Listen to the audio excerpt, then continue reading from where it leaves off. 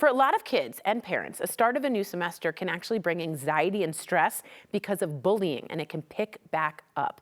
Now, you don't have to go through these horrible, icky feelings alone. Drew Alborg, the executive director and co-founder of Bullying Recovery Resource Center, is here to help. Hello, Drew. Hi. I'm so excited to see you. Thank you for being here. Thanks for having us. Absolutely. Okay, Drew, what do you start to see at the beginning of a semester? What are some patterns you see? Notoriously, our charity is much busier in the second half of the year. Oh, really? I believe that probably bullying's been going on all year round, but you get a few weeks off and you go back and it's just almost too much. Yeah. So 46% of bullying is not reported. So I think finally it starts getting reported, or the parents are starting to figure things out. Yeah, you're starting to see symptoms in the kids. Exactly. Yeah. Yeah. And I think a lot of our viewers, including myself, have gone through this, and you know it can take a toll mentally on you so much. Bullying can happen also in a lot of different ways. And can you break down, I know this is kind of weird to say, but exactly what bullying is? It's important that you ask that. Okay. So there's three things that make something bullying. The first is an imbalance of power. Oh, yeah. An exploitation of that imbalance of power. That could be size, that could be weight, that could be social status, that could be age. Almost anything could make something, an imbalance of power. The second one is an intent to harm. Kids will repeat things, they'll have faux pas. That's not really bullying, but if they're looking to elicit some kind of negative response or some kind of hurt, that's bullying. Yeah. And the third one is it needs to be repeated, or the potential to be repeated. Because then I remember, sorry to break off, but the fear of then going to that specific class, seeing that person, almost became another anxiety storm in itself. Yes. Yeah, because it would be repeated. Okay, so what are some behaviors or patterns that we should be looking out for? As like parents? Yeah. Yeah. Kids usually start having some big changes in behavior. Could be a sudden weight loss or sudden weight gain. Yeah, like I stopped eating. Yes. Yeah. Drop in grades. Example, my son, when he was bullied, just kind of stopped talking. Wow. Wow. Depression, anxiety, anything that looks like a big shift, it's worth investigating. And also I had some anger outbursts, I remember, because I was keeping it inside, Yes. Yeah, right. Yeah. Okay, that's good to know. So say a parent or a loved one is starting to see what you're saying. You're starting to see the patterns. Next steps, what do they do? Because what do you do?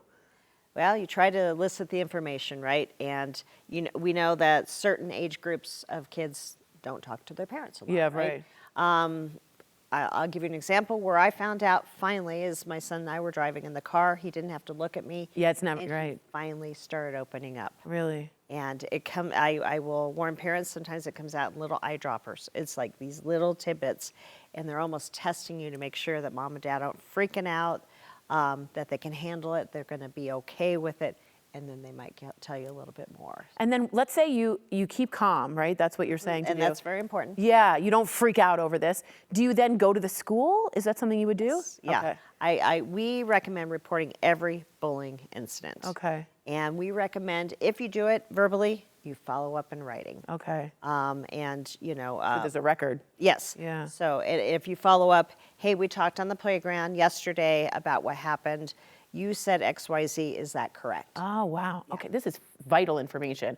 If they need support, I want to know what the Bullying Recovery Resource Center does. I would have loved to have this when I was growing up. Talk to me about that.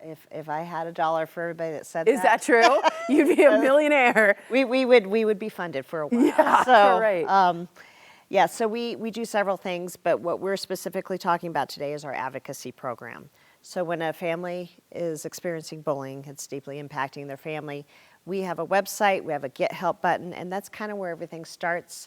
There's an intake form that asks, how old the child is, what's going on, what kind of bullying, and then one of our advocates will get back to that family and we'll start the process. There's not one way through this. Yeah, right. Every family's different, every school's different. Right. But we will come up with the best next ideas, solutions to get that bullying to stop. That's a lifesaver right there. I want to ask you on something. Kids are always on their phone. Cyberbullying. Yep. How do you, that must be a growing majority of these issues. I don't know if it's the majority. Oh, is it not? Yeah. Okay. It's still, what I've read lately is it's still verbal bullying and then physical bullying. However, it's usually a package deal. Yeah, So right. it's usually not just one or the other.